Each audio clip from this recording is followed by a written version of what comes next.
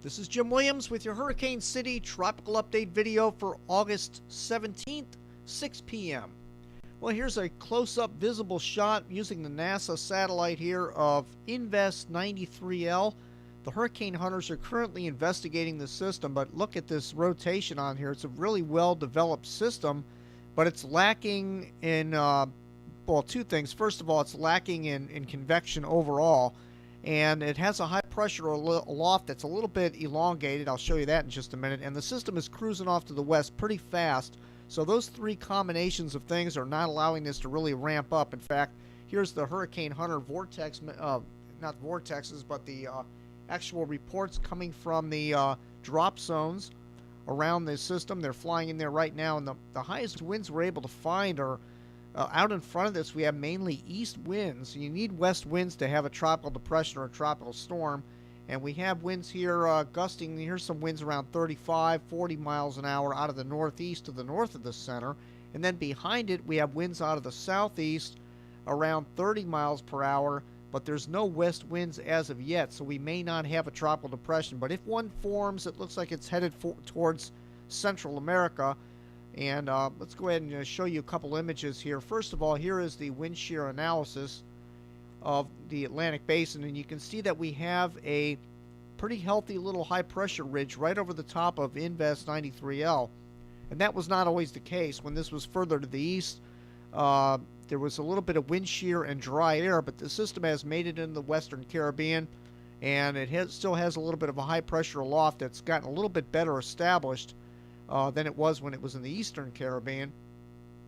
But it looks favorable for development, but it's running out of real estate here. We have about 24 to 36 hours before it approaches Nicaragua, Honduras over here, and that could, well, that will put the finishing touches on any potential development. This system will, once it approaches land here, it'll pretty much not have any chances for further development.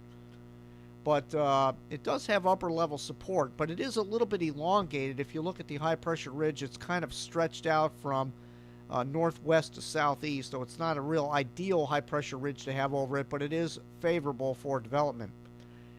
Now here's the main reason why it's not developing rapidly. We have the high pressure in the Atlantic, and we have a very strong steering flow that's sending this towards Central America. But notice these yellows here, we're talking about 20, 25 mile an hour forward steering flow on this system.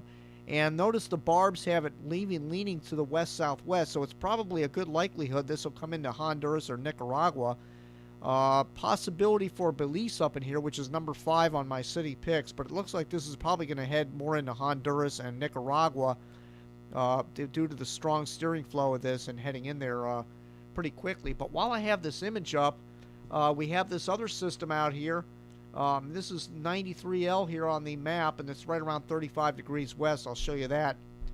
It's not 93L, actually. It's an Invest out in the East Atlantic, a system out in the East Atlantic that has not yet been labeled as an Invest, but this would be 96L. And notice the steering flow on this a little bit to the west-southwest, so this could come into maybe the Windward Islands as opposed to the Leeward Islands, like a lot of the models are indicating right now. And that could have huge ramifications for the United States down the road. Right now, the thinking of most models is that this is going to travel into the Greater Antilles, kind of like Emily did, and kind of tangle with land here and maybe pop up into the Bahamas here and affect the East Coast. And then there are other models that may want to take this a little bit south of the islands here.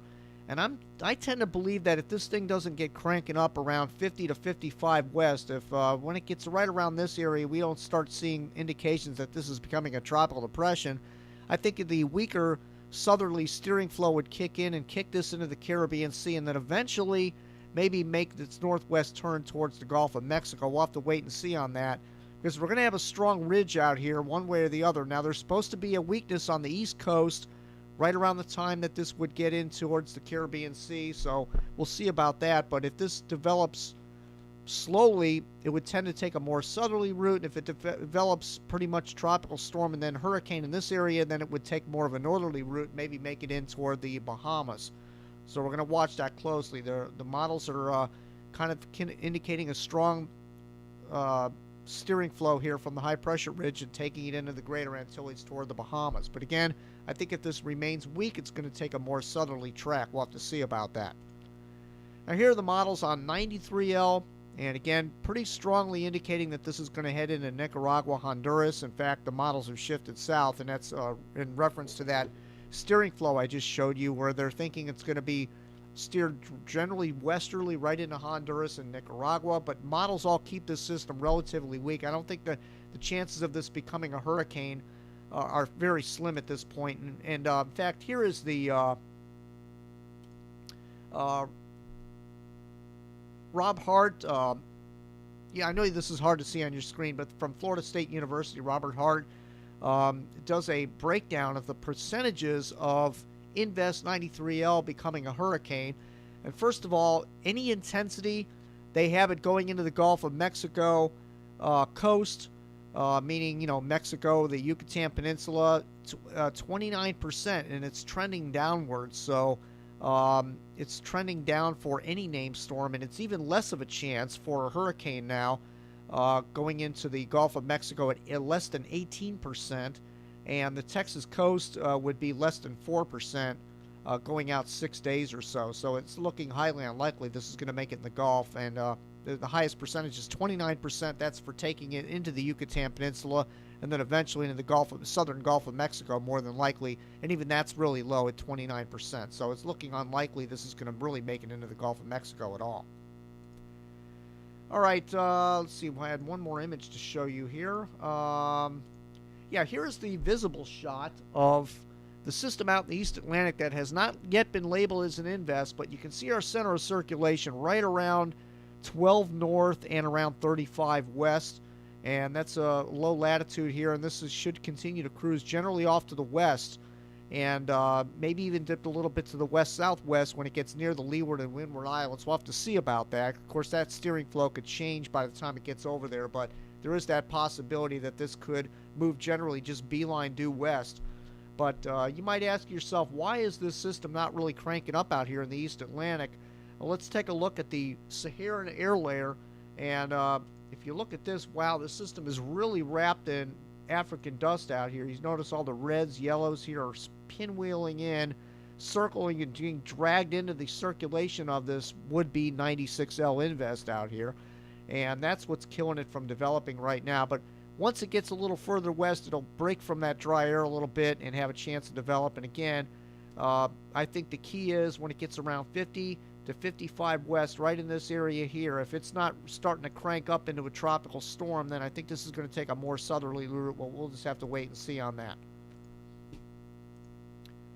All right, here's one more close look at our visible shot of Invest 93L. It's got a good rotation. The hurricane hunters are out there right now. We'll keep an eye on this. We may have a storm maybe by tonight or tomorrow heading into Central America, and we'll feature whatever city or island happens to be in harm's way. More than likely would be Cabo Gracias, Nicaragua, Honduras, right at the border. There would probably be the most likely featured city going into tomorrow, as this could become the next named storm, which would be Harvey. Well, that's it for now. I'll be back with another update in about 24 to 36 hours, depending on what happens out in the tropics. Thank you again for visiting Hurricane City.